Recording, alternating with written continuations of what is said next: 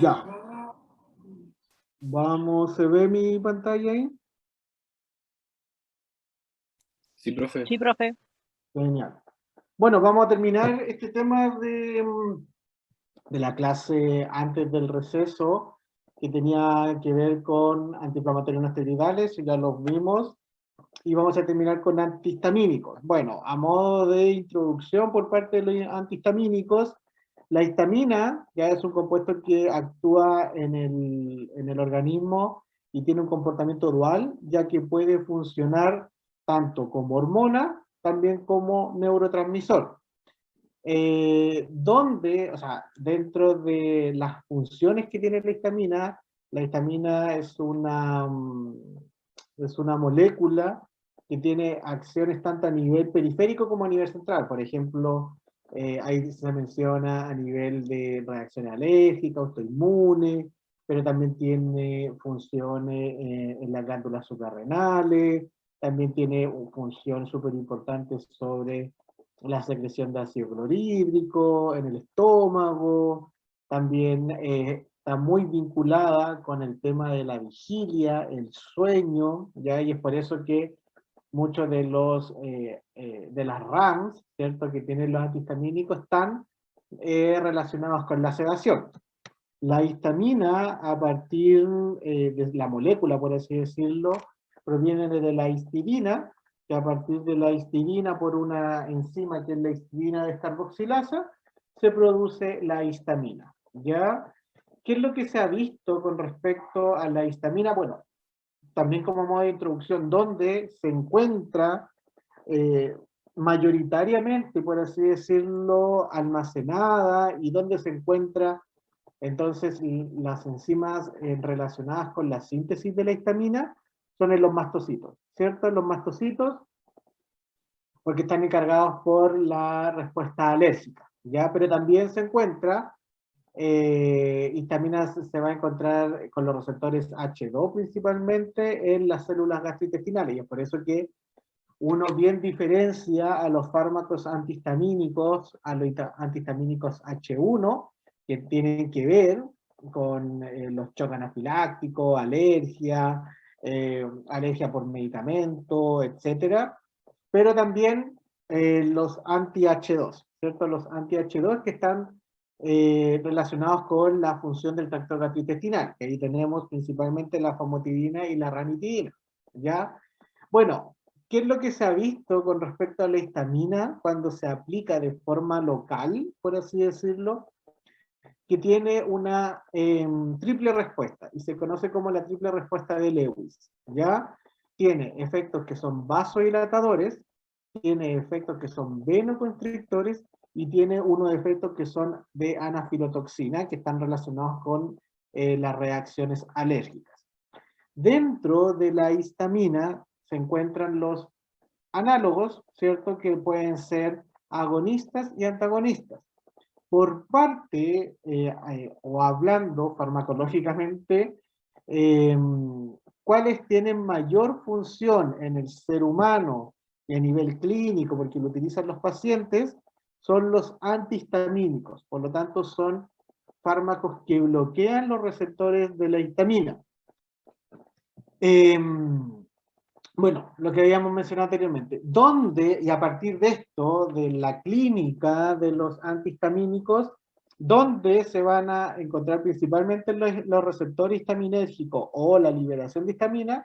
Son en las células mastocitos, ¿cierto? Los mastocitos que van a liberar y que son los que van a empezar toda la cadena de la anafilaxia, y los receptores que se encuentran en las células enterocromafines del tracto gastrointestinal. ¿Se acuerdan del mecanismo de acción por el cual actuaban los fármacos antihistamínicos H2?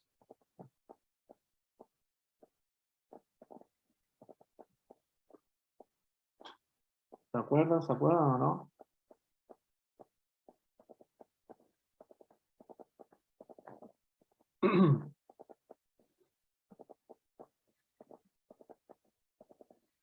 ¿Alguien? Profe, ¿para repetir, por favor? ¿Cuál era el mecanismo de acción por el cual actuaban bueno, estamos hablando de que son fármacos antihistamínicos, ¿cierto?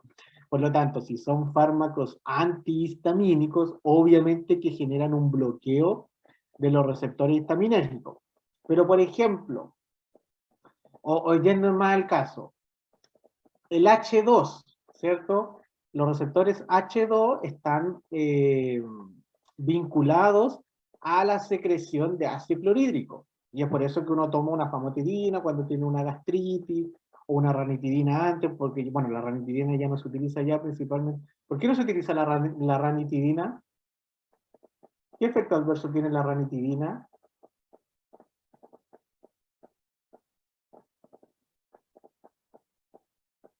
No sabía que ella no se utilizaba, profe. Sí, o sea, se utiliza en el... ¿O no? ¿Ah? ¿Porque producían cáncer? ¿Producía qué, perdón? ¿Cáncer o no? No, No era, no. ¿no? ¿Porque inhibe la producción de ácido gástrico?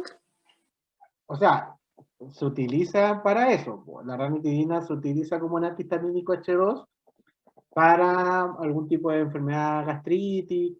Claro, lo que menciona Carolina, cada vez está más en desuso la ranitidina. Sé que en el sector público, por ejemplo, existen las ampollas de ranitidina. Nosotros también lo utilizamos en algún momento. Pero ¿por qué cada vez tiene un menor uso la ranitidina, por ejemplo, en comparación con la famotidina? La ranitidina tiene una reacción adversa que es bien característica. No, no es estreñimiento. Tiene que ver con el corazón. Acuérdense ahí con el corazón. Estamos hablando de una reacción adversa que puede provocar la muerte, ¿eh? Hasta ese punto. ¿Qué creen ustedes que podría ser? Que fomentaba la aparición de ataques cardíacos o algo así. O sea, bueno, uno dice el corazón, pero específicamente la ranitidina está cada vez más en desuso, porque la ranitidina, en comparación con la famotidina, la ranitidina tiene la característica que aumenta el intervalo QT, y al aumentar el intervalo QT es la probabilidad de tener arritmia. Y es por eso que la ranitidina cada vez se utiliza menos. En comparación con la famotidina, que la famotidina no tiene ese efecto adverso, y la cimetidina también fue cada vez más en desuso, porque la cimetidina actúa o tiene su metabolismo con respecto al citocromo P450, cosa que la famotidina se puede metabolizar por el citocromo P450, no tiene tan ligado ese metabolismo, pero ¿qué pasa con la cimetidina? Al ser metabolizado por el citocromo P450, al tener una relación tan directa, con el CYP450 lo hace tener, perdón, muchas interacciones con otros fármacos. Entonces también por eso se dejó en desuso la cimetidina. ¿Ya?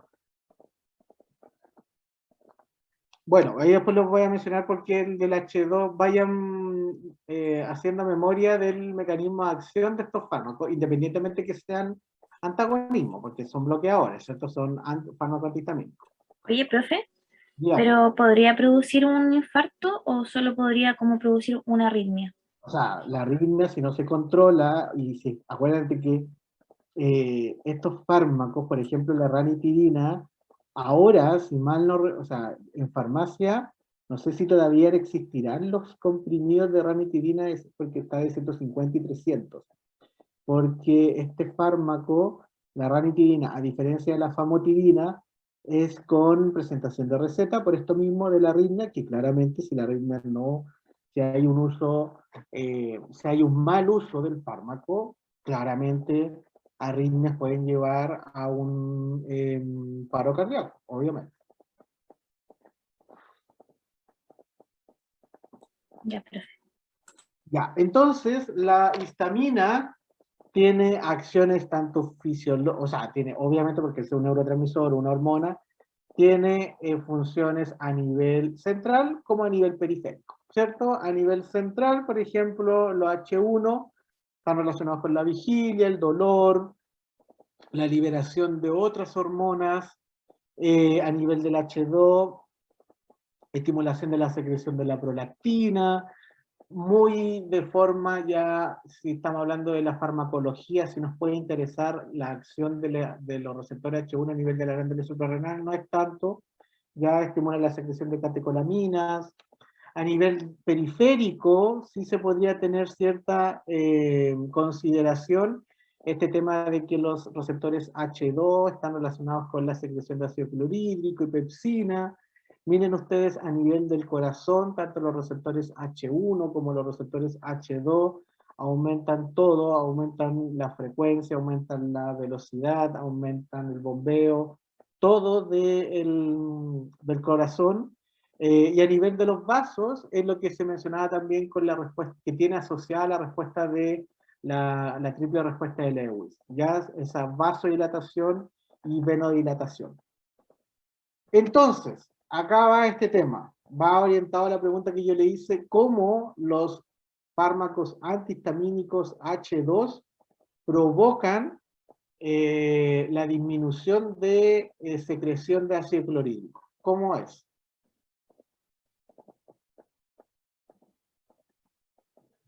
Cómo un antihistamínico H2 provoca la disminución de la secreción de ácido clorhídrico. ¿Por qué?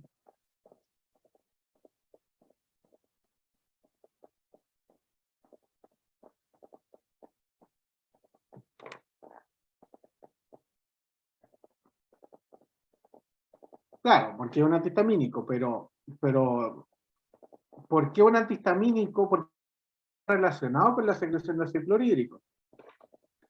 A eso va mi pregunta, porque claro, es un antihistamínico, pero ¿cuál es la relación de histamina con secreción de ácido clorhídrico?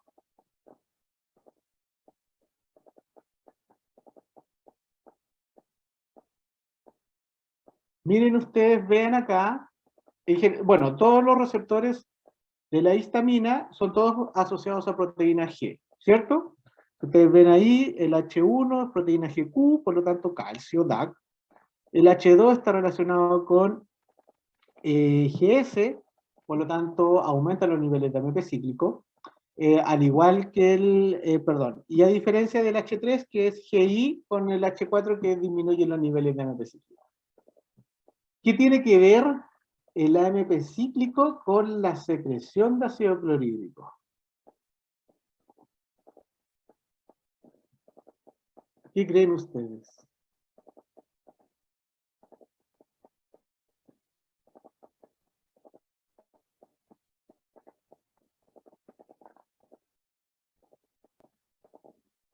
¿El ácido clorhídrico estimula los receptores de histamina o no?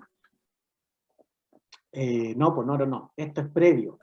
La histamina, cuando se une con su receptor histaminérgico H2 específicamente, esa interacción va a estimular a otra cuestión más que es súper conocido de que está relacionado con la secreción de ácido clorhídrico. ¿Cómo se genera ácido clorhídrico en el estómago? ¿Qué molécula importante está relacionada con la secreción y producción de ácido clorhídrico?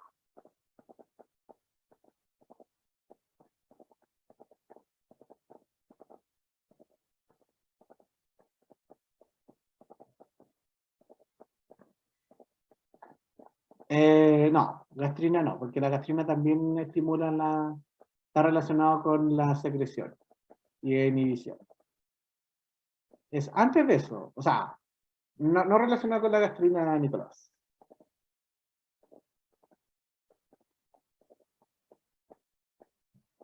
Vamos, chiquillos, si ustedes lo saben, ¿cómo se genera ácido clorhídrico? Con la bomba de protones, ¿o no? Sí, profe. Esa era.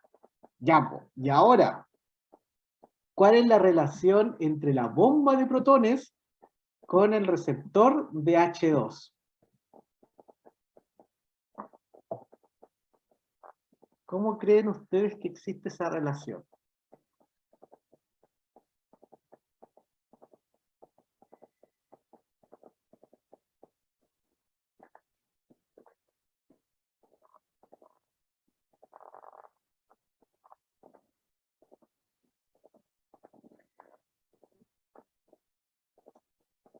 ¿Ah? ¿Qué creen ustedes? ¿Qué existirá esa relación entre los receptores H2 y bomba de protones?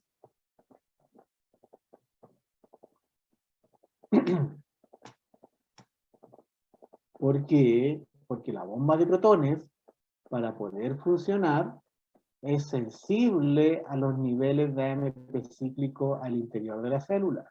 Por lo tanto, el antihistamínico H2, al bloquear el receptor H2, disminuye los niveles de AMP cíclico.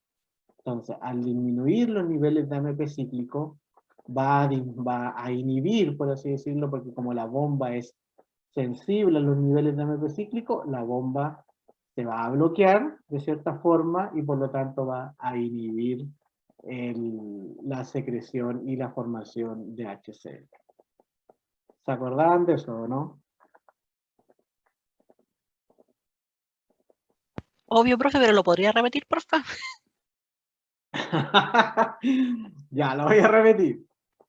Miren, viendo solamente el tema de, acuérdense, ácido clorhídrico, la bomba de protones, ¿cierto? Bomba de protones, H, con los protones, con el cloruro, toda la cuestión, va a salir y se va a generar el ácido clorhídrico, ¿cierto?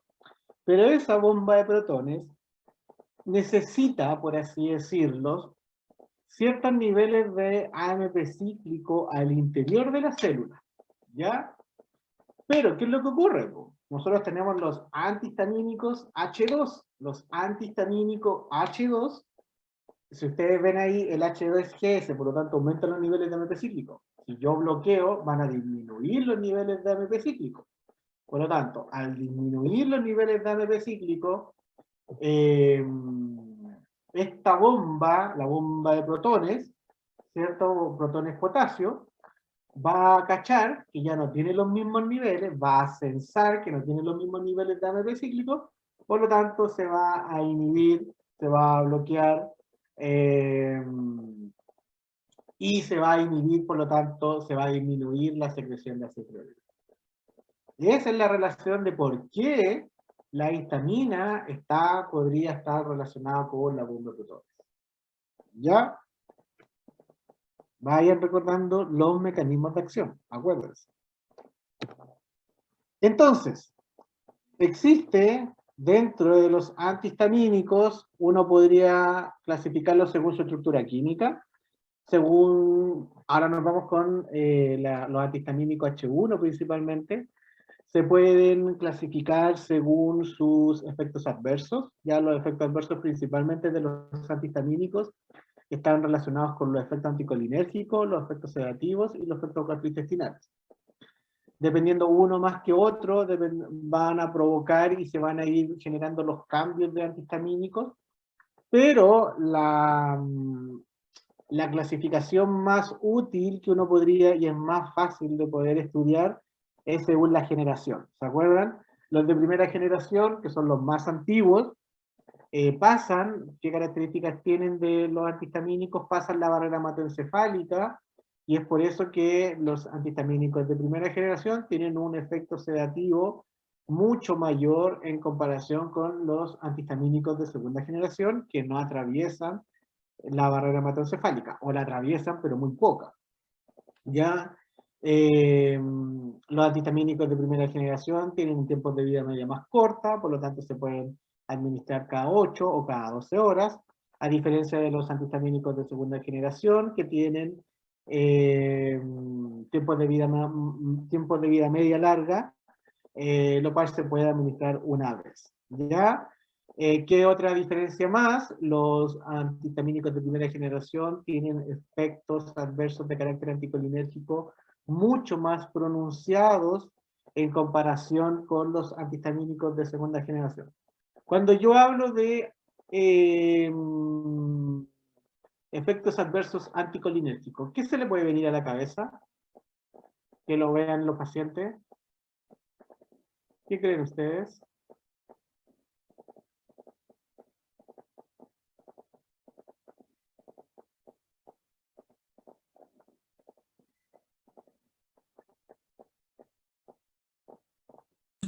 ¿Taquicardia?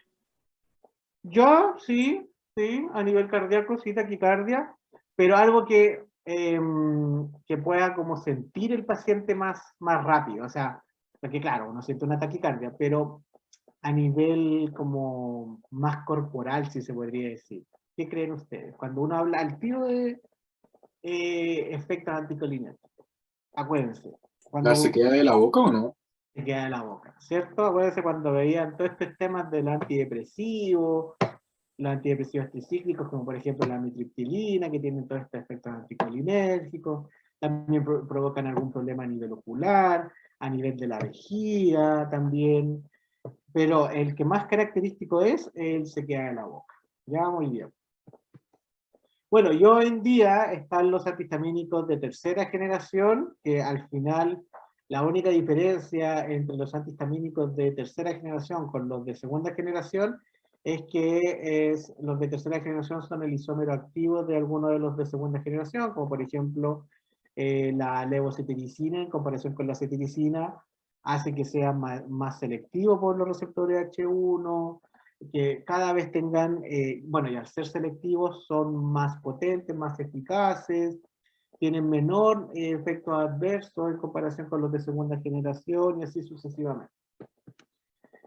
Bueno, ¿qué características farmacocinéticas tienen los de primera generación? Bueno, tienen buena absorción oral, son lipofílicos, por lo tanto por eso atraviesan la barrera hematoencefálica, tienen un PIB plasmático de 3 a 4 horas y tienen metabolismo hepático. Ya duración a 4 o 6 horas, lo que les mencionaba, este tema de los tiempos de vida media. Tienen efectos adversos, ya como por ejemplo la somnolencia, la toxicidad cardíaca, la prolongación del intervalo QT, por lo tanto arritmias, y efectos anticolinérgicos. ¿Ya? ¿Qué es lo que pasa con los de la segunda generación? Tienen también buena absorción oral, que son menos lipofílicos, por lo tanto, al ser menos lipofílicos, atraviesan menos la barrera hematoencefálica, los que le había mencionado anteriormente. Metabolismo hepático también, generan interacción con el ketoconazol. Acuérdense que el ketoconazol es un potente inhibidor del citocromo 450 3A4, al igual que la cimetidina. Tienen tiempos de vida media, si ustedes ven ahí, de 12 a 24 horas, por lo tanto, por eso se pueden administrar una vez al día y pueden estar sujetos a la acción de la glicoproteína cerebral, esto que pueda atravesar la barrera hematoencefálica y posteriormente la glicoproteína P lo tira de nuevo para afuera, ¿ya? Y a nivel de, claramente tienen, igual como todo fármaco, puede ser muy buen el fármaco, pero también tienen efectos adversos, pero en mucho menor grado en comparación con los de primera generación. El de ellos, que era la terfenadina fue un antihistamínico de segunda generación que salió del mercado porque producía toxicidad cardíaca, ¿ya? Dentro de esa gama de esos fármacos. Acá hay algún diferencia entre los de la primera y segunda. Miren, si ustedes ven acá, la potencia antihistamínica de los fármacos de segunda generación son mucho mayores en comparación con los de primera generación, y la potencia con respecto a los otros tipos de receptores, como por ejemplo los receptores colinérgicos, antieméticos, una potencia antiemética, un efecto sedante, son marginales. O sea, son muy poco que un paciente tomando cetiricina, desloratadina, tenga o le genere algún tipo de sueño. Puede haber, ya obviamente que le puede ocurrir a una persona que tomando loratadina también le provoque sueño, pero en mucho menor grado en comparación que si toma clorfenamina, ya, o la difenidramina, o el dimendindrinato, que esos son fármacos también que se utilizan para tratar algún tipo de mareo. Pero obviamente que siguen siendo los de segunda generación más limpios, por así decirlo, con respecto a su eficacia terapéutica, que es lo que tú quieres, generar disminución de la alergia. Bueno, a nivel periférico, los antihistamínicos por bloqueo ya de la histamina ya pueden provocar disminución del edema, prurito, efectos colinérgicos ya lo habíamos mencionado, por bloqueo muscarínico. Solo los antihistamínicos de primera generación, lo que mencionó Alejandro, se queda la boca sequedad de la boca, perdón, retención urinaria, constipación, visión borrosa.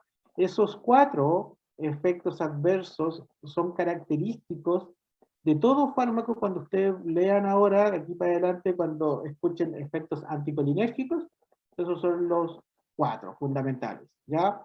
Sequedad de las mucosas, que se ve principalmente en la boca, retención urinaria, constipación y midriasis, ¿ya?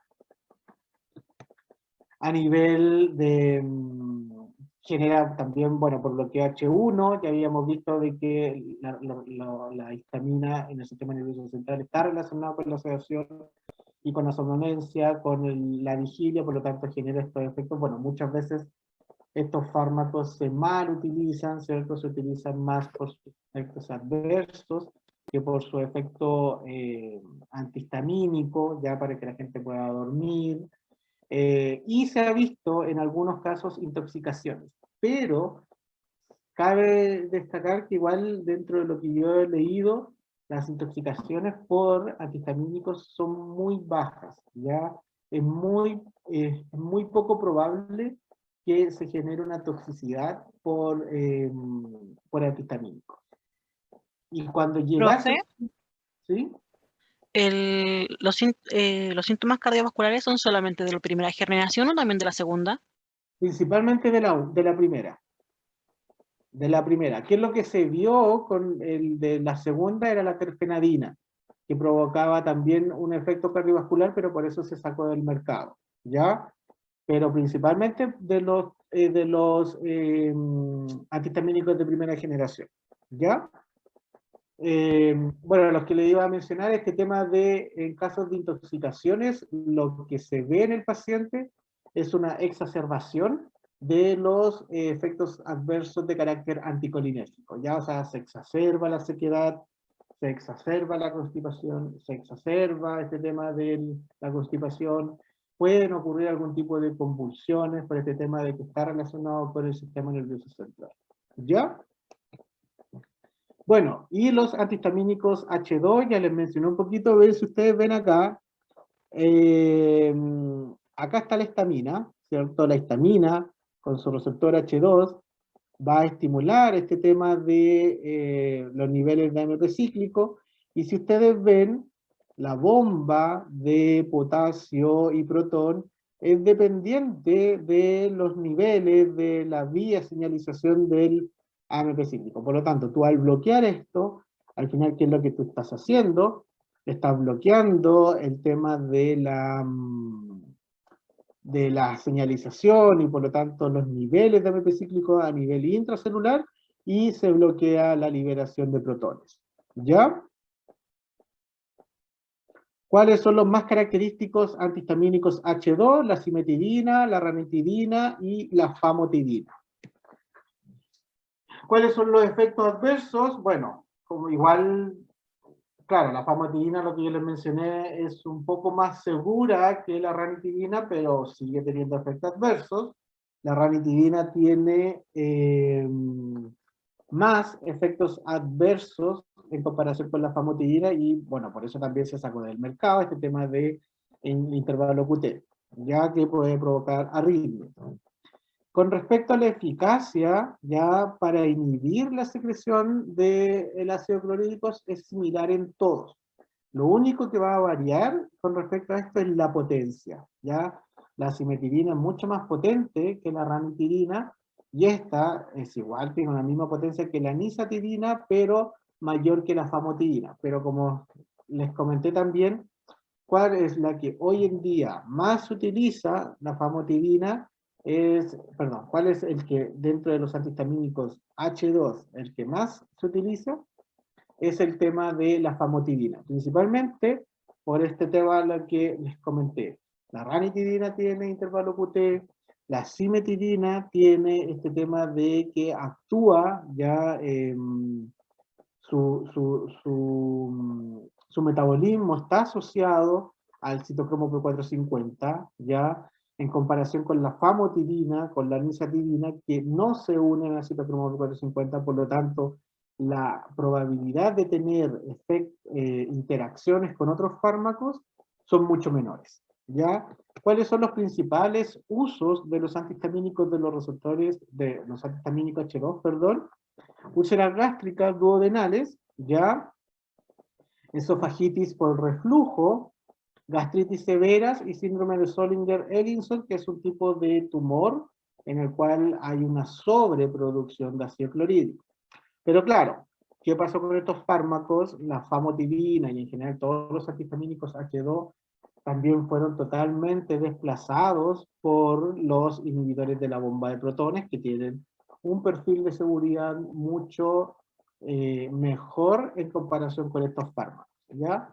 Bueno, y por último, así para mencionarles, no sé si les conocían estos, que son los estabilizadores de los receptores de mastocitos, que es el cromoglicato. Al final el cromoglicato se une a los receptores, se une a ciertos receptores específicos de los mastocitos, provocando que la membrana del mastocito se estabilice, y por lo tanto al estabilizarse no libera a la histamina.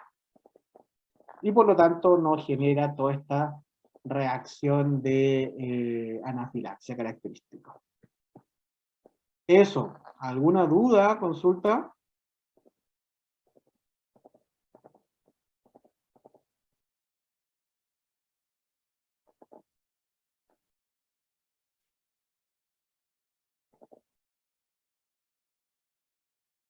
Ya, farmacología del sistema respiratorio. Bueno, dentro de la farmacología del sistema respiratorio, ¿dónde se va a ver principalmente los fármacos? Generalmente en EPOC y asma, ¿ya? Vamos a ver igual tos, algunos aspectos bastante generales, porque igual no hay muchos fármacos, los mecanismos de acción de los mucolíticos, expectorantes, también no se sabe mucho, pero donde hay más información y cuáles son los más vistos a nivel de la clínica, y como son patologías de alta prevalencia también, son el asma y el EPOC. Para partir un poquito el tema y es muy interesante conocer también la diferencia entre el asma, la fisiopatología del asma y el EPOC, porque a partir de eso nosotros podemos determinar cuáles son los fármacos ya que son de rescate para ciertas patologías, para estas dos patologías, y cuáles son los fármacos para de controladores de la enfermedad, ¿ya?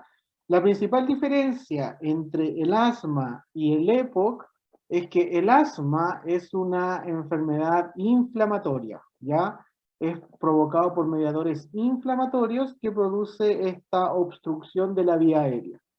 A diferencia del EPOC, que el EPOC se produce por bueno, es una enfermedad pulmonar obstructiva, por lo tanto, en ese caso, uno sabiendo al tiro, de forma inmediata esto, uno tendría que mencionar que los medicamentos controladores ya del asma, controladores de la enfermedad del asma, tendrían que ser glucocorticoides, a diferencia de los medicamentos controladores del EPOC, ¿cierto? Que tendrían que ser los broncodilatadores. Y ahí también uno empieza a hacer como el chip. Y muchas veces la gente que tiene asma ya utiliza, bueno, también hay que ver también el tema de los médicos, las guías clínicas y todo esto, de cómo se prescriben estos fármacos. ¿Ya? Pero esa es la gran diferencia entre el asma y el EPOC. Bueno, para el asma, ya como tiene una mayor prevalencia que el EPOC, existen distintos desencadenantes que van a provocar el asma. Uno pueden ser alérgenos, algún virus, bueno, contaminante, el smog, el polen, ahora que estamos también en primavera, y eso va a generar algún tipo de inflamación. La inflamación va a generar una hiperreactividad de las vías respiratorias, generando principalmente broncoconstricción y aumento de la secreción del aparato respiratorio, ¿ya? ¿Cuáles son los principales mediadores celulares que actúan en el asma son, por ejemplo, las interleuquinas IgE, los leucotrienos, la histamina, la citoquina, las prostaglandinas. ¿Y por qué es interesante esto? Porque nosotros, al conocer los mediadores celulares, ¿ya? Al conocer los mediadores celulares, conocemos también nuevos fármacos que están saliendo al mercado, ¿ya? Como por ejemplo, en el caso de las IgE, o por ejemplo con citoquina, interleuquina 5, que es una interleuquina proinflamatoria, se están desarrollando nuevos fármacos del carácter de anticuerpos monoclonales, ya que los vamos a mencionar también en esta clase. ¿Cuáles son los principales síntomas de un paciente asmático? Bueno, se ve la tos, se ve la sibilancia, se ve la sensación de opresión retroesternal y la dificultad respiratoria, ¿ya? ¿Cuáles son los objetivos, objetivos en general, así como a nivel macro, para poder tratar a un paciente que tenga asma? Bueno, prevenir los síntomas que hemos mencionado anteriormente, mantener la función pulmonar cercana a lo normal, puede ser que a lo mejor un paciente nunca vuelva a tener una función al 100% normal, pero con los fármacos poder llegar a ese 100%, mantener niveles de actividad normales, ya sea como hacer ejercicio, andar en bicicleta, caminar, etc. Prevenir las exacerbaciones, estos como ataques asmáticos que le vienen a los pacientes, y proveer un tratamiento óptimo con mínimos o pocos efectos adversos. Y el conjunto de todo esto, al final, es mejorar la calidad de vida de los pacientes. Eso es lo que tú quieres con esto, ¿ya? Porque obviamente un paciente que se canse por todo, que tenga que estarse administrando fármacos o de alguna otra forma, le va a generar un deterioro en la calidad de vida, ¿ya? ¿Cuáles son los fármacos que se utilizan en las vías respiratorias? Principalmente broncodilatadores, antiinflamatorios y antihistamínicos. Ya nosotros no vamos a ver los antihistamínicos, sino que nos vamos a centrar principalmente en los broncodilatadores, algunos que nosotros ya hemos mencionado en las clases de del sistema nervioso autónomo, como son los simpático-miméticos, los anticolinérgicos. También vamos a mencionar, que ustedes ya los conocen, los inhibidores de la fosfodiesterasa, como las metilxantina, la aminofilina, la teofilina, y lo que caen como principalmente en los antiinflamatorios son los corticoides, ¿ya? Y también algunos antileucotrienos. Entonces, teniendo en cuenta lo que yo les mencioné anteriormente de la fisiopatología ya del asma, existen dos tipos de tratamientos, por así decirlo. Está el tratamiento de rescate, que si ustedes ven ahí, ¿cuál es la primera opción, cierto, del tratamiento de rescate? Es el salbutamol, ¿ya? Por algún ataque que se necesita una broncodilatación rápida, bromolipratropio, etc.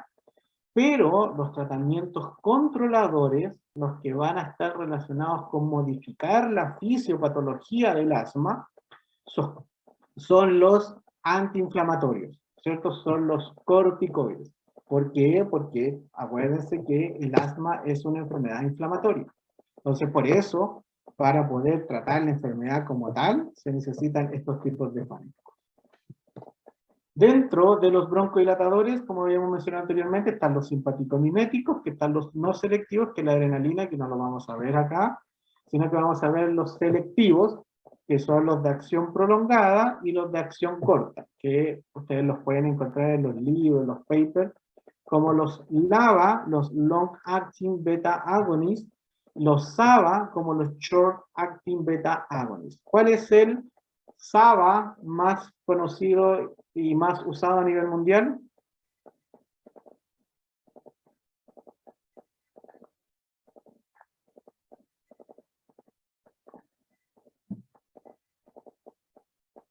¿Cuál es el agonista beta 2 de acción corta más usado a nivel mundial? ¿El salbutamol? Salbutamol, sí, así es.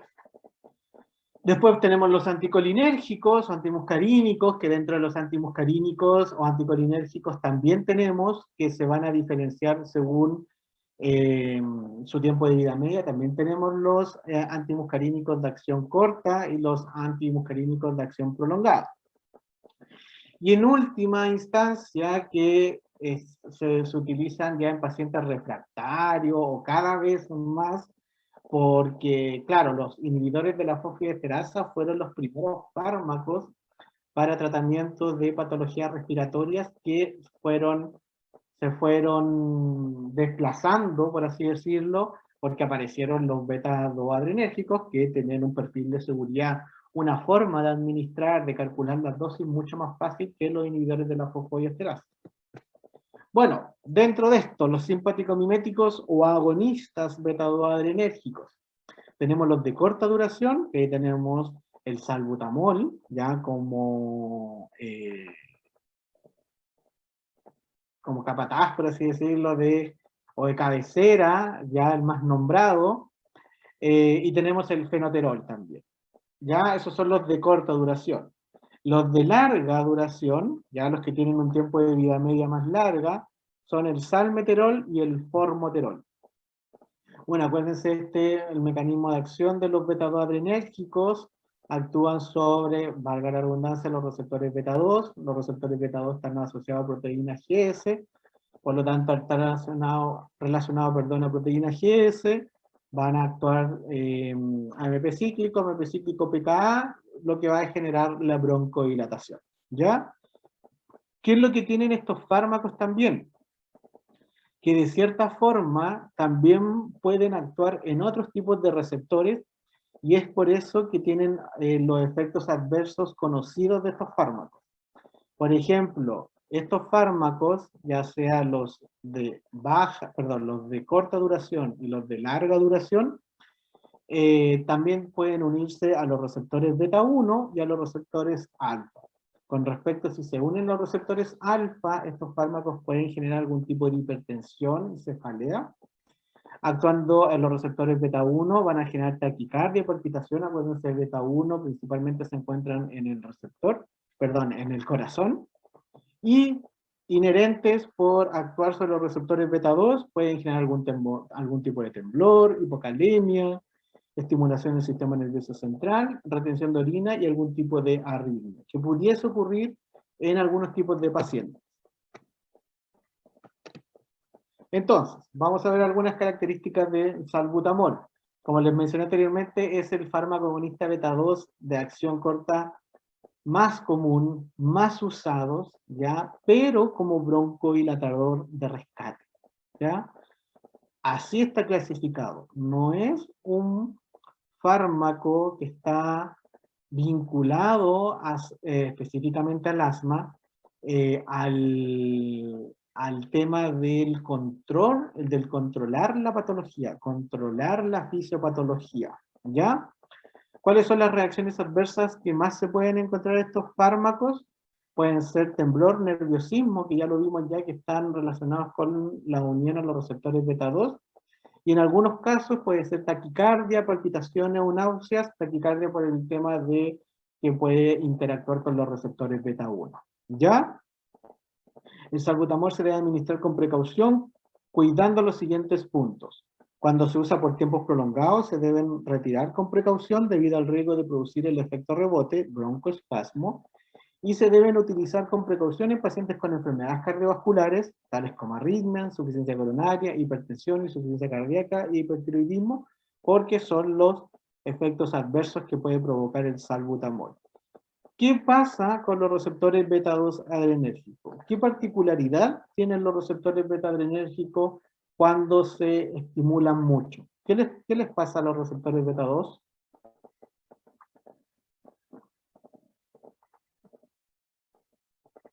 Perdón. ¿Qué les pasaba? ¿Se acuerdan o no?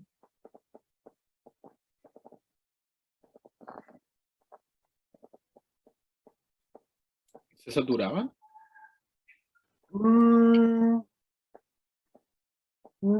Está por ahí, pero a lo mejor no es la palabra correcta, Alejandro. Yo creo que tiene la idea, pero no es la palabra correcta.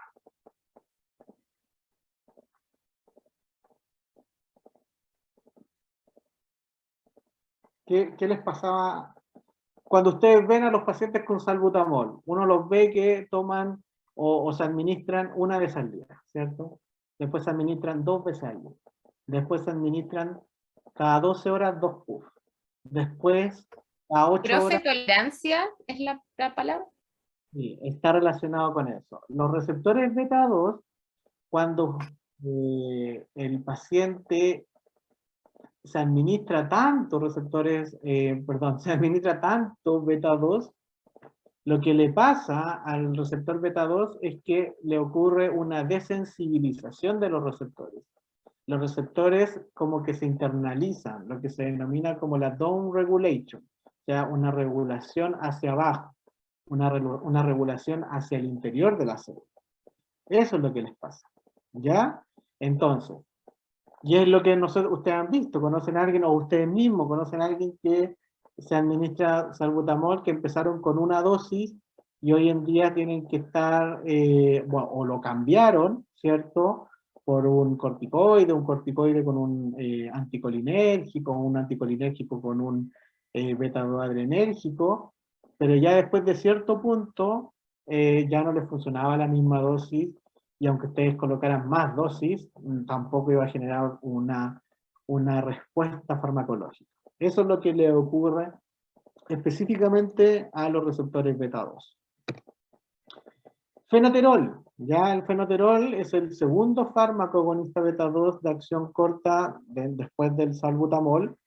Solo está disponible como broncodilatador asociado a tiotropio, que es el anticolinérgico de acción corta, para nebulización e inhalación, o sea, por procesos de, como dice, inhalación o administración por PAF.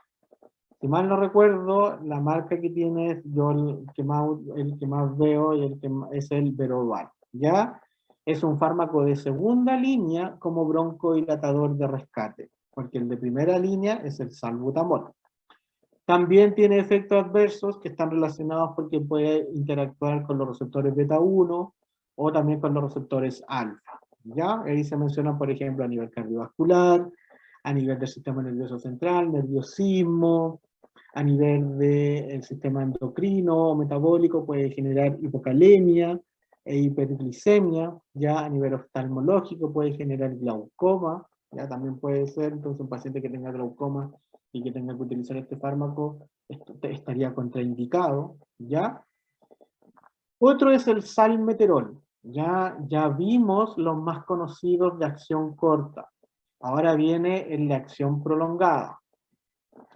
El salmeterol, cuando se empezaron a realizar los estudios del salmeterol, se vio que en pacientes de uso crónico de salmeterol, con asma o con alguna enfermedad respiratoria, este uso prolongado aumentaba las muertes relacionadas con asma en pacientes que recibieron salmeterol, en comparación con el placebo.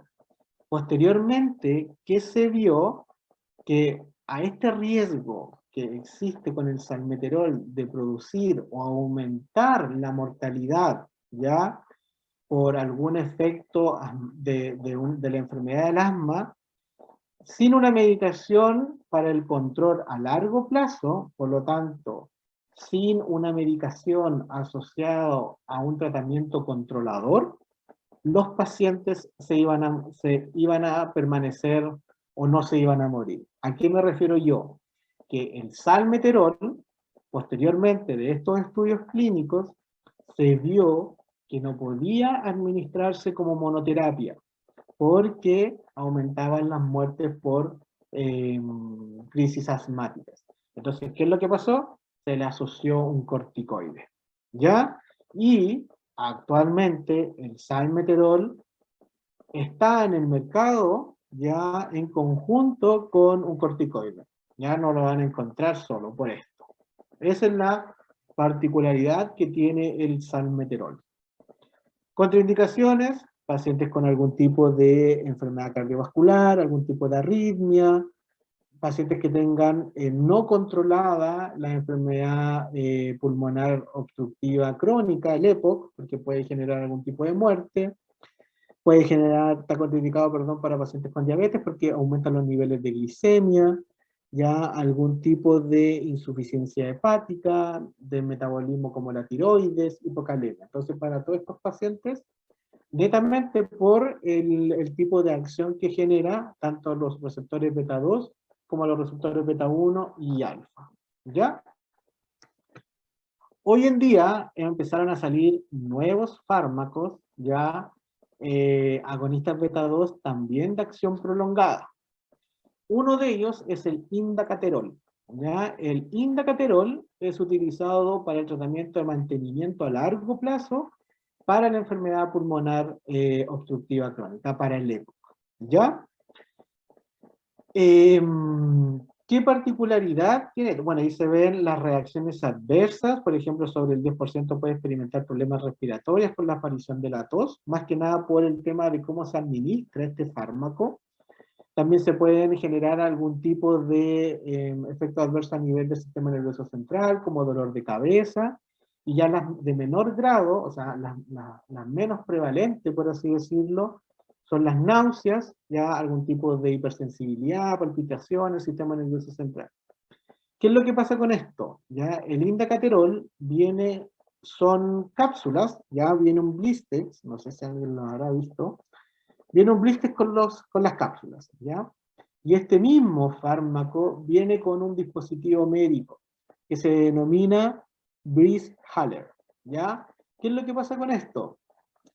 La cápsula se coloca al interior de este dispositivo y ustedes ven aquí que por los lados, bueno, esta cuestión se abre, ya se tira hacia arriba, aparece este manguito, por así decirlo, este manguito se tira para atrás, y por los lados de este dispositivo tienen unos pulsadores.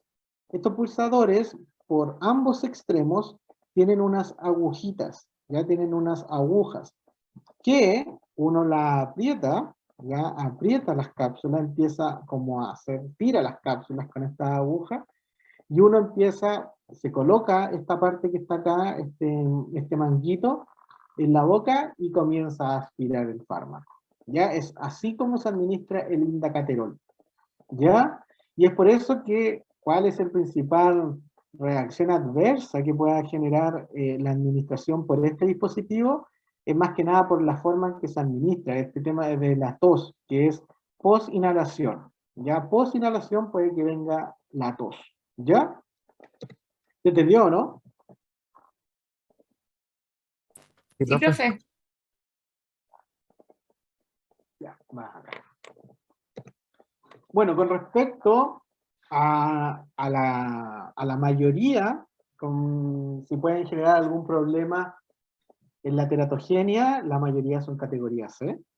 El salbutamol es compatible con pacientes que puedan estar dando leche, a diferencia del salmeterol, el formoterol y el fenoterol, que la información es poco concluyente o insuficiente, por lo tanto no se puede descartar el riesgo. Frente a eso, como consejo, cuando ustedes le pregunten algo, si una paciente que está amamantando cualquier cosa o está en este tema, si ustedes ven algo que está inconcluso o no se sabe, Nicolás, lo de las categorías C lo vimos en la clase, si mal no recuerdo, de las reacciones adversas, y ahí se ven con las categorías A, B, C. Entonces, específicamente, nos recuerda que correspondería a la categoría C. ¿Ya? Pero a eso me refiero con categoría C de teratogenia. ¿Ya? Ya, profe, gracias. Lo que le estaba mencionando. Si ustedes ven algo así que no te dice que es 100% seguro, siempre es mejor abstenerse. Ya siempre. Ya si no, hay algunos estudios que dicen que sí, otros dicen que no, por lo tanto no es concluyente o no se sabe mucho, ustedes digan al tiro no. Ya siempre es mejor para evitar cualquier problema. Otro fármaco, perdón, otros grupos de fármacos son los anticolinérgicos. ¿cierto? Dentro de los anticolinérgicos, se acuerdan que también les mencioné que se pueden subclasificar según su tiempo de vida media. Están los de acción corta, que es el ipratropio y el oxitropio, y los de acción larga, que es el tiotropio. Donde lo que uno quiere con estos fármacos de los anticolinérgicos es generar un bloqueo más selectivo, ¿ya? Por los receptores M3, ¿ya? Porque los receptores M3 están más relacionados con la broncoconstricción y con los receptores, y con el aumento de la secreción en el tracto respiratorio, ¿ya? Obviamente tienen una eficacia y tienen una potencia mucho mejor en algunos casos con los beta-2 adrenérgicos, pero también tienen reacciones de hipersensibilidad como reacciones adversas específicamente con el tiotropio, pueden generar algún tipo de glaucoma y también pueden generar algún tipo de hiperplasia prostática como principales reacciones adversas. Y también empezaron a salir nuevos anticolinérgicos, principalmente por este tema de que los pacientes se empiezan a hacer resistentes porque los receptores se empiezan a desensibilizar por este tema también de la tolerancia, y comenzaron a aparecer nuevos antagonistas muscarínicos de acción prolongada, ¿ya? Y vienen con el mismo dispositivo que el indacaterol, ¿ya? Se menciona, por ejemplo, el bromuro de glicopirronio, ¿ya? Que son efectos rápidos y prolongados de 24 horas, frecuencia baja de RAM por mayor selectividad por M3 y menos por M2, que al final eso es lo que tú quieres siempre con los anticolinérgicos. Está el bromuro de aclivinio, buena selectividad por los receptores M3 y menos por sobre los M2. Y también está el bromuro de umeclivinio, que es un efecto broncodilatador similar al tiotropio. ¿Qué es lo que hay aquí en Chile? Están los registros del ISP del bromuro de glicopirronio y el bromuro de umeclivinio. Creo o pienso que estos fármacos deben costar demasiado caros. No sé si alguien lo ha visto por ahí en alguna farmacia, pero deben ser del orden sobre, yo creo, no estoy especulando, pero puede ser sobre los 40.000 pesos, ya porque son los nuevos fármacos que están apareciendo para tratar tanto el asma como la EPOC. Que a nivel teratogénico son categoría B de riesgo gestacional y como habíamos mencionado anteriormente, igual la gran mayoría de los anticolinérgicos están contraindicados en pacientes con glaucoma y pacientes con hipersensibilidad al principio activo, ¿ya? ¿Cuáles son los esquemas que se van a administrar de estos tipos de fármacos? Bueno, va a depender mucho de en qué grado de la patología se va a encontrar el fármaco. Perdón, el paciente tanto con el asma o con el EPOC. Acá a modo de resumen se puede ver cuáles son el inicio del efecto terapéutico, cuál es el efecto máximo y la duración. Miren, si ustedes ven, el salbutamol tiene una duración entre 3 a 6 horas, entonces por eso los pacientes se administran cada 6 horas generalmente, o cada 8. Pero lo que puede mencionar el indacaterol tiene una duración del efecto de 24 horas, por lo tanto, una vez al día se administra se lo mencioné, y ya el paciente tendría que estar, o tendría que tener, esperaría una respuesta farmacológica mucho mejor. Ya también se puede ver con respecto a la diferencia entre la acción corta del ipratropio con el tiotropio. El tiotropio tiene 24 horas, o sea, un día de la duración de la acción, a diferencia del ipratropio. ¿Dudas con respecto a eso?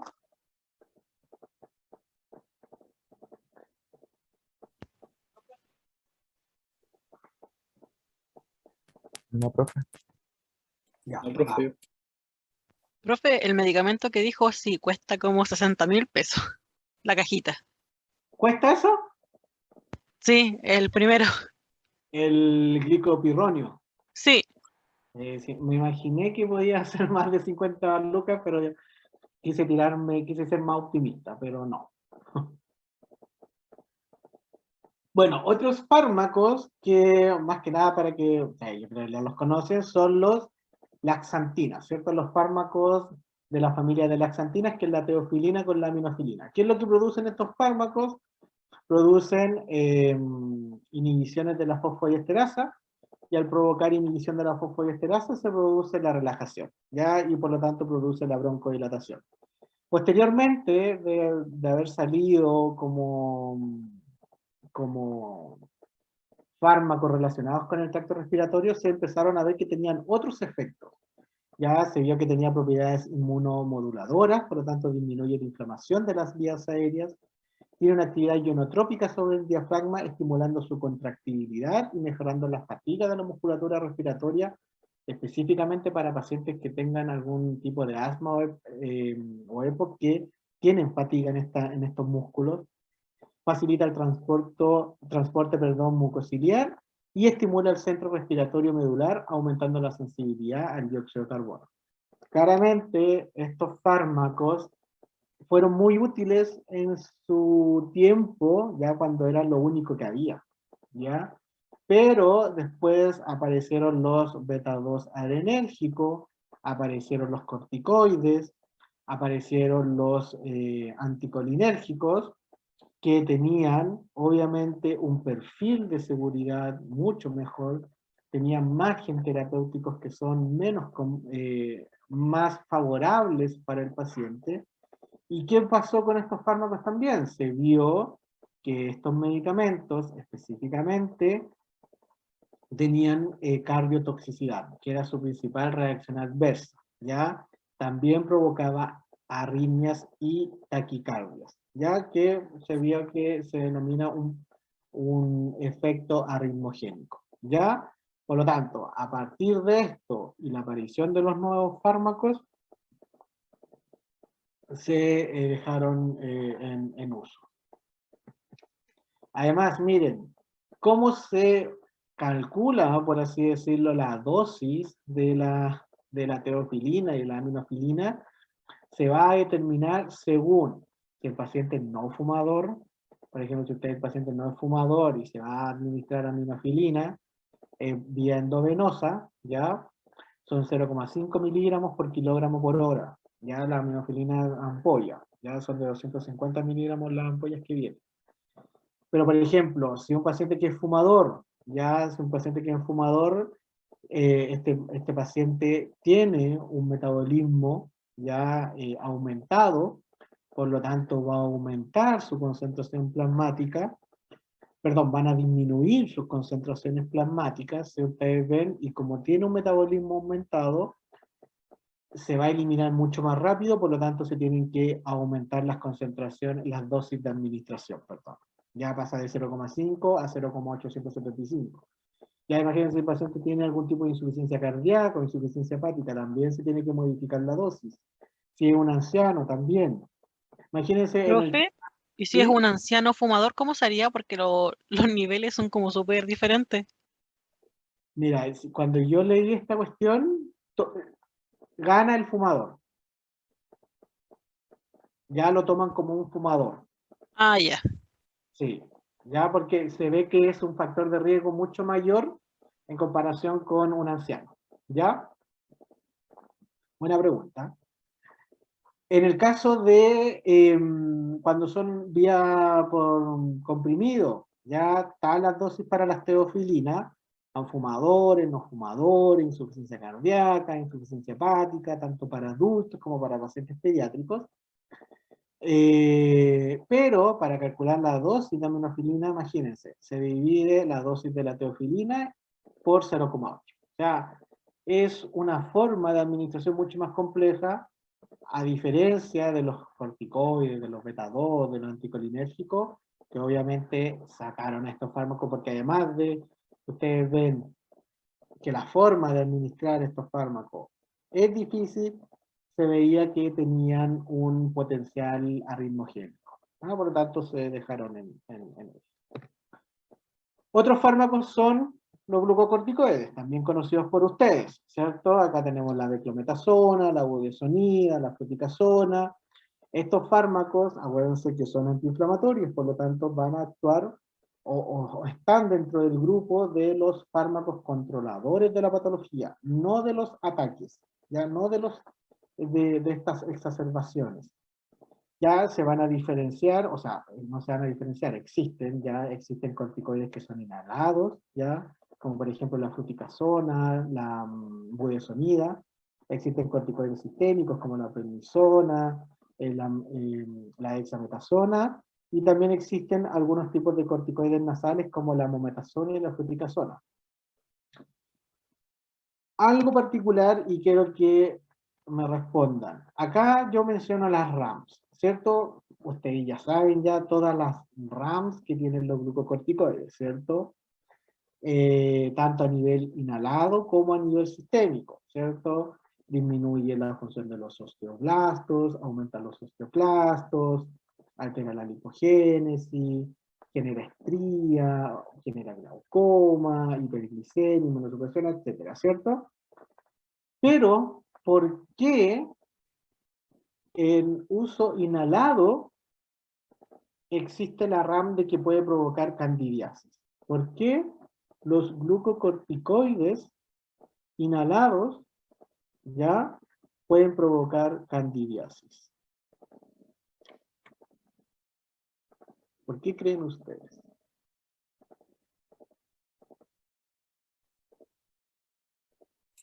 Profe, pero eso sería si es que no se ocupa la cámara que viene con el inhalador, ¿o no?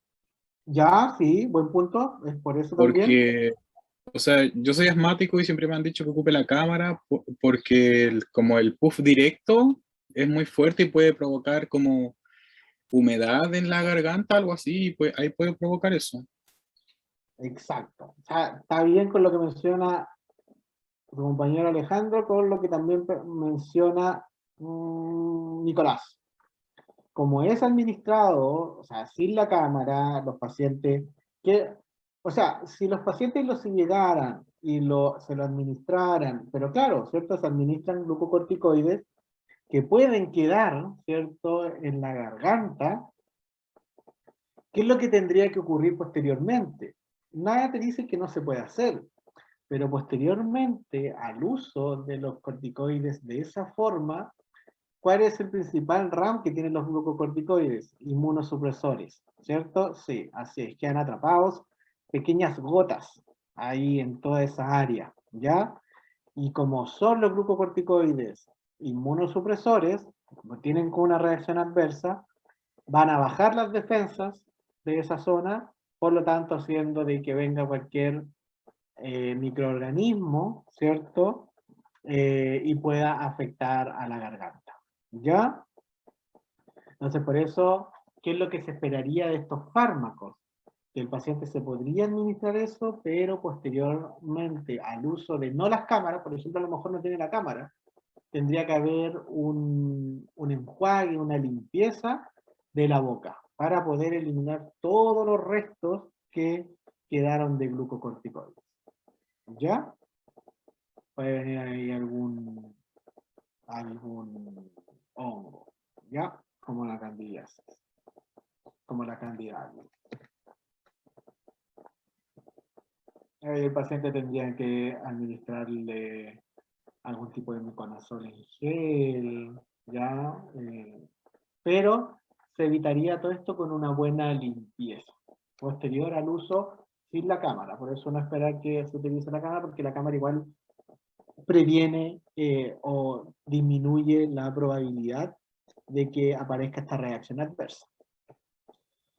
Bueno, ya saben de este tema que los glucocorticoides como antiinflamatorios son muy buenos, ¿cierto? O sea, son uno de los antiinflamatorios más potentes, tienen un potente efecto antiinflamatorio, porque más que nada están relacionados con que van a estimular la síntesis de interleuquinas antiinflamatorias, también generan la movilización de células del sistema inmunológico, disminución, por ejemplo, de los leucotrienos también son inflamatorios. Entonces, todo eso lleva a que, claro, tengan una muy buena respuesta al paciente, pero capítulo de que también tiene muchos efectos adversos. Un paciente con un asma que no se puede, o perdón, un EPOC, un asma que no se pueda controlar, también en algunos casos le pueden dar corticoides que son por vía sistémica comprimidos, también puede ocurrir, ¿ya? Acá se encuentran las dosis de los glucocorticoides más utilizados, como por ejemplo la beclometasona, la budesonida y la fluticasona, tanto en pacientes con dosis adultos como con dosis pediátricas. Ya eso con respecto a los glucocorticoides. Después vamos a ver a los antagonistas de los receptores leucotrienos. ¿Ya?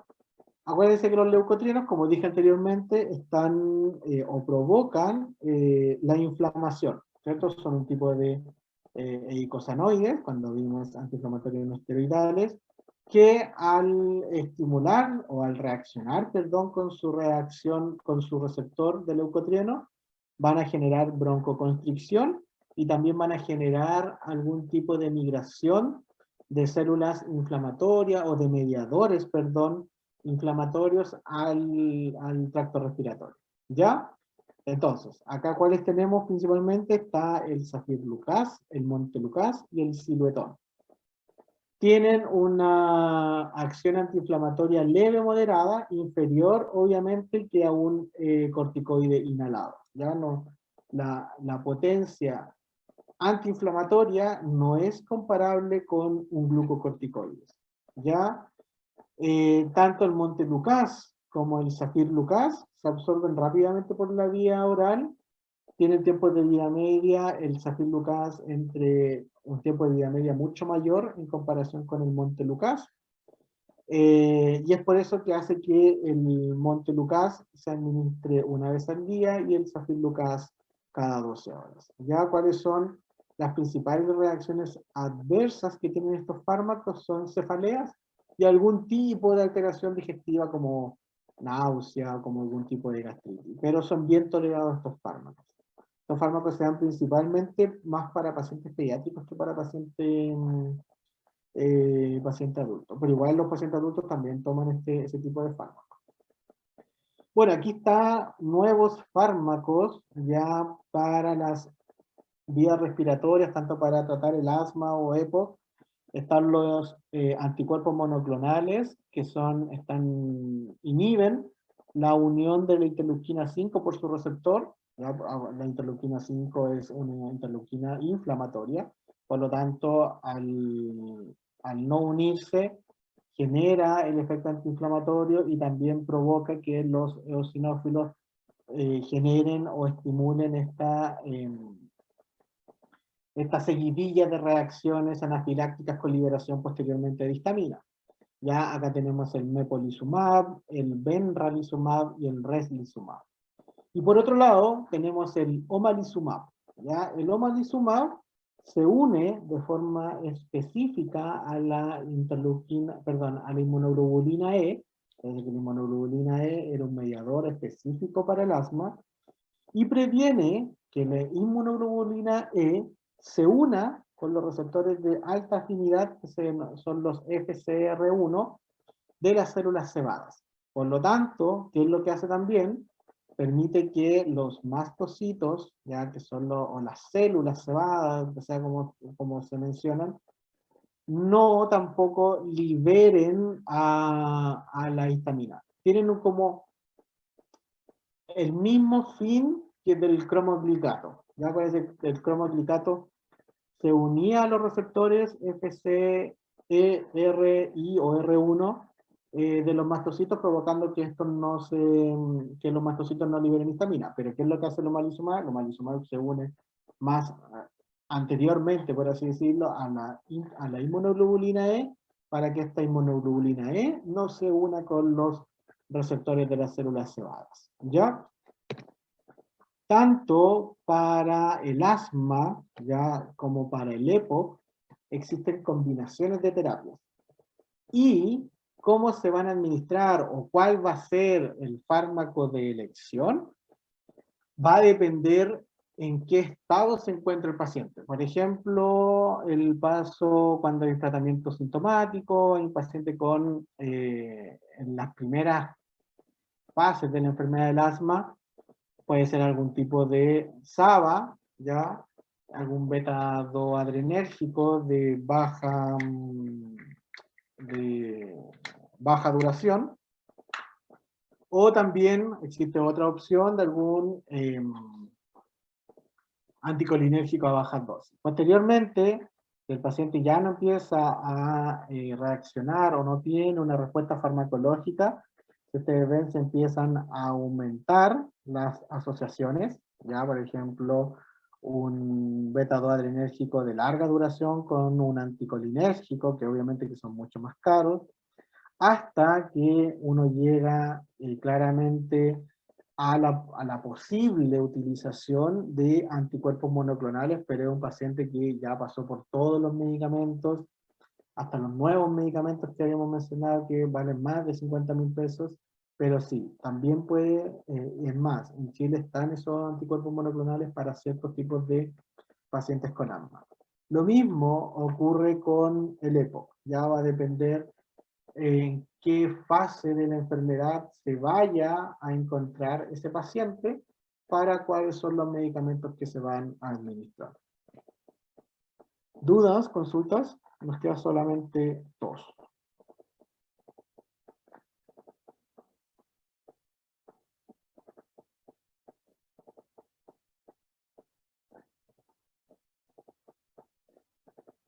No, profe.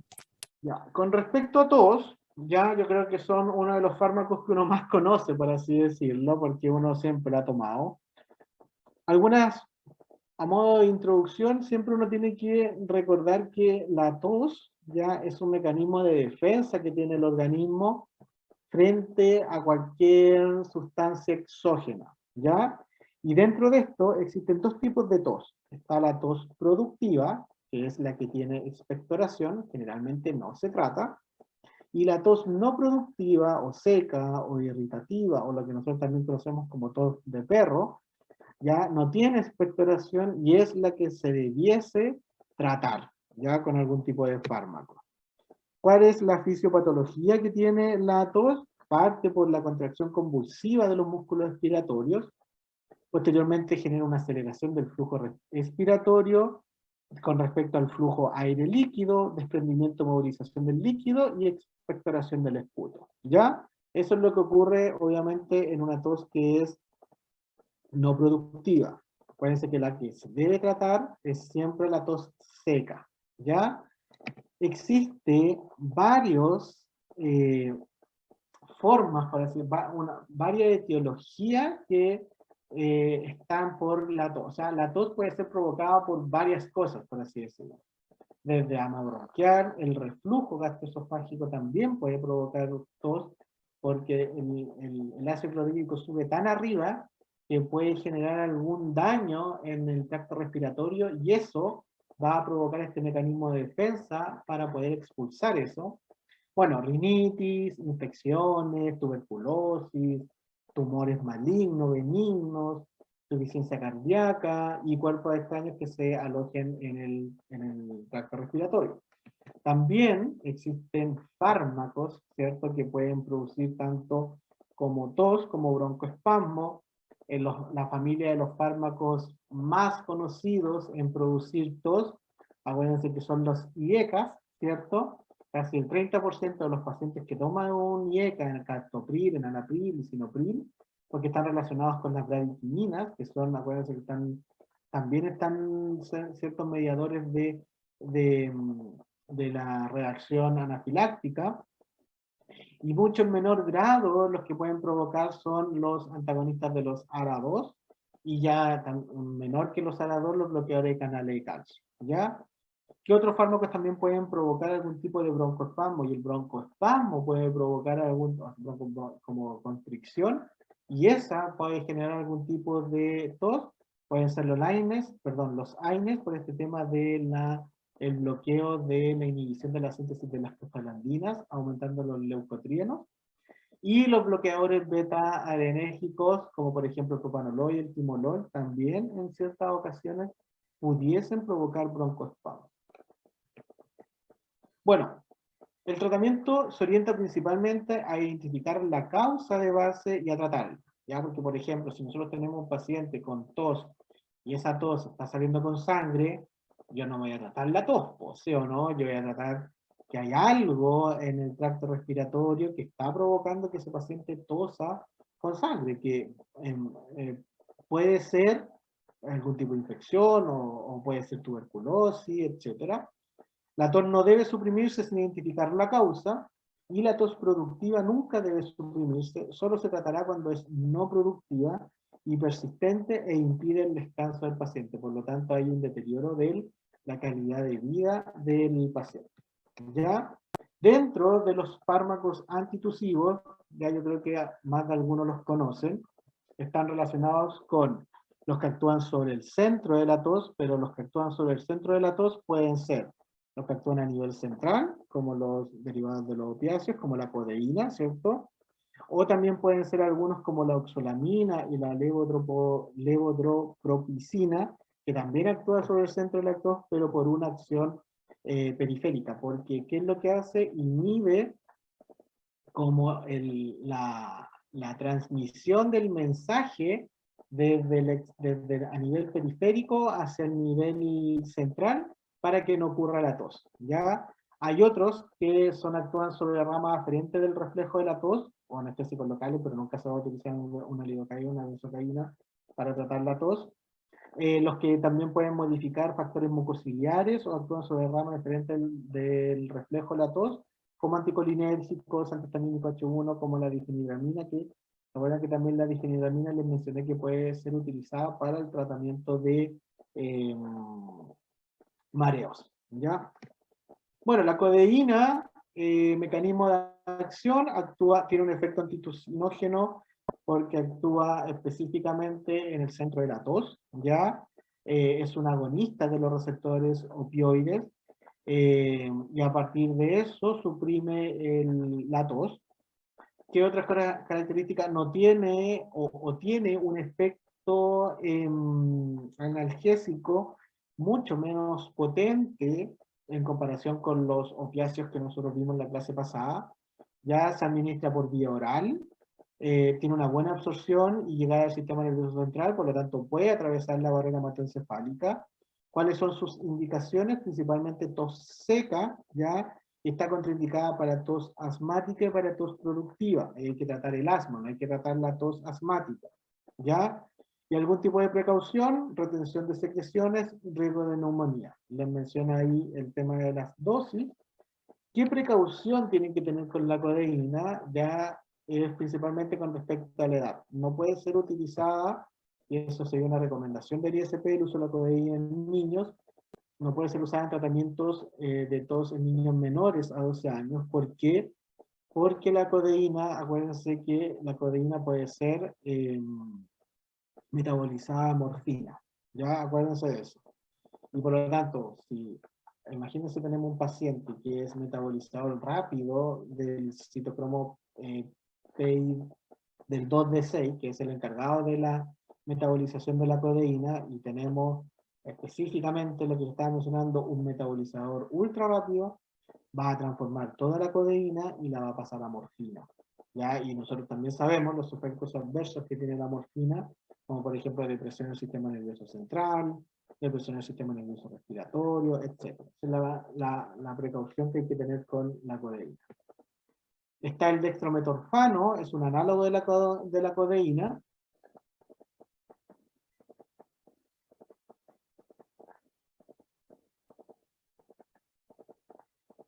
Es que lo que pasa es que, sí, es por eso también, Nicolás, que está, el uso de la codeína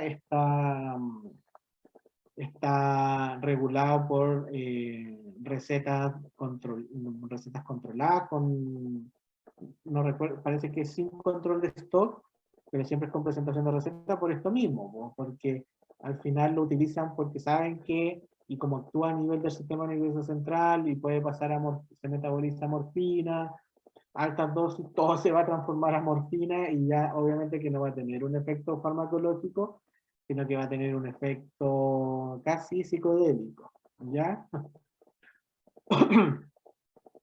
Bueno, el dextrometorfano también es un análogo de la codeína. Las principales diferencias que tiene con la codeína es que carece de acción analgésica y depresora respiratoria, contraindicado en pacientes con antidepresivos y antiarrítmicos, y se pudiese utilizar en pacientes pediátricos, ya a diferencia de la codeína.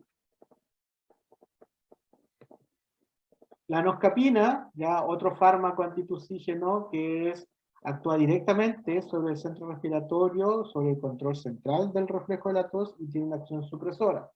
También, al igual que el dextrometorfano, no tiene una acción analgésica o depresora del sistema nervioso central tan potente, ya en comparación con la codeína. La particularidad que tiene la codeína también, perdón, la noscapina, es que se puede administrar por vía oral, existen comprimidos de noscapina, y también se puede utilizar en pacientes pediátricos. El clobutinol es un medicamento, bueno, es un agente antitusivo de acción central derivado de la fenilalquilamina, no es un derivado de la morfina, ya interrumpe el reflejo de la tos que se encuentra en el centro de la tos del bulbo raquídeo, lo cual suprime la tos de todos los orígenes, ¿ya? Los estudios han demostrado que tiene propiedades supresoras de la tos similares a la codeína, es súper buena. ¿Qué otra consideración? Dosis oral recomendada para adultos y niños mayores de 12 años es de 40 a 80 miligramos 3 veces al día. El clobutinol si mal no recuerdo, se encuentra en una presentación de jarabe, ¿ya? Por lo tanto, tampoco podría ser utilizado en pacientes pediátricos. Otros fármacos son la oxolamina y la levotropropicina. Estos, al inicio les dije que también actúan a nivel del centro de la tos, pero a nivel periférico, ¿ya? Estos bloquean las vías aferentes que van a transmitir la señal de tos hacia el sistema nervioso central para que el paciente no tenga tos. Esa es la principal diferencia en el mecanismo de acción entre con la oxolamina, la levotropropicina, con la codeína que es a nivel central. Y otros fármacos, ya para ir terminando, de estar cansados, son los mucolíticos y los expectorantes. Ya los expectorantes, ¿cuál es el mecanismo de acción que tienen los expectorantes? Es que provocan son medicamentos que facilitan la secreción del moco bronquial mediante una tos productiva, hace que las secreciones bronquiales tengan mayor volumen, a diferencia de los mucolíticos, que los mucolíticos rompen, como dicen, líticos, permitiendo que las secreciones ya sean menos viscosas. Dentro de estos fármacos, dentro de los mucolíticos y los expectorantes, se encuentran las sustancias que despolimerizan las glucoproteínas de la mucosidad, que es la cisteína y sus derivados, como la N-acetilcisteína, las sustancias que regulan, equilibran los componentes de la mucosidad, disminuyendo la capacidad de adhesión de la capa de gel, como el ambroxol y la bromexina, que es uno de los más conocidos, y existen, para pacientes también bastante específicos, que son sustancias enzimáticas que despolimerizan el ADN contenido en la mucosidad, que son tipos de ADNasa, o sea, rompen el ADN. ¿Ya? La N-acetilcisteína, su mecanismo mucocinético, se basa en la reducción de los puentes disulfuros de las mucoproteínas de la secreción bronquial, produciendo así la fragmentación de las cadenas de mucinas, inmunoglobulinas A y ceroalbúmina de dicha secreción. Administrar previamente, cuando uno va a administrar la N-acetilcisteína, se dice que antes de la N-acetilcisteína, se administre un broncohilatador agonista beta-2 adrenérgico, que por elección se hace el salbutamol. ¿Qué otras o qué características de presentaciones farmacéuticas tiene la acetilcisteína? Es que se puede encontrar como nebulización, pero también se puede encontrar como vía oral. Existen polvos de N-acetilcisteína. Y por último está el ambroxol y la bromexina, que disminuyen la viscosidad del mucus e incrementan la actividad mucociliar, facilitando la eliminación de las secreciones. ¿Cuál es la principal diferencia entre el ambroxol y la bromexina? Es que el ambroxol es el metabolito activo de la bromexina y presenta una mayor actividad farmacológica. Por lo tanto, si uno tiene la duda cuál dar para un tipo de paciente, siempre uno elegir el Ambroxol por sobre la bromexina porque es más potente. Eso, ¿dudas, consultas? No, No, profe. profe.